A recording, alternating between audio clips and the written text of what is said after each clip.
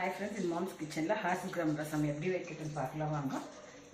இது கொள்ளு வேக வச்சுட்டு தண்ணி எடுத்து வச்சுருக்குறாங்க. 2 தக்காளிங்க, பூண்டு, மிளகு, சீரகம், காஞ்ச மிளகாய், கருவேப்பிலை, கொத்தமல்லி, புளி கரைசலுங்க, கடுகுங்க, பெருங்காயங்க, மஞ்சள் பொடி வச்சுன்னு இருக்கிறாங்க.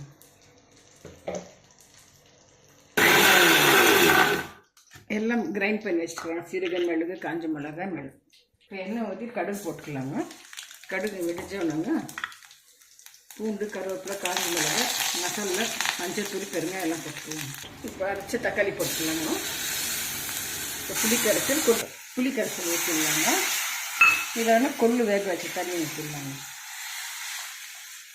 ரசம் ஒரு கொதி வந்துடுச்சுங்க. ரொம்ப கொதிக்கக்கூடாதுங்க ரசம். இது ரசம் ரெடி ஆகிடுச்சுங்க. குளித்தண்ணி ரசம் ரெடி ஆகிடுச்சுங்க ஃப்ரெண்ட்ஸ். இந்த வெதருக்கு ரொம்ப நல்லாயிருக்கும். வெயிட் லாஸ் பண்ணுறவங்களுக்கு கூட அது யூஸ்ஃபுல்லாக இருக்காங்க. நீங்களும் ட்ரை பண்ணுங்கள் ஃப்ரெண்ட்ஸ். இது ஈஸி தாங்க, டேஸ்ட்டாக இருக்கா, ஹெல்த்தி.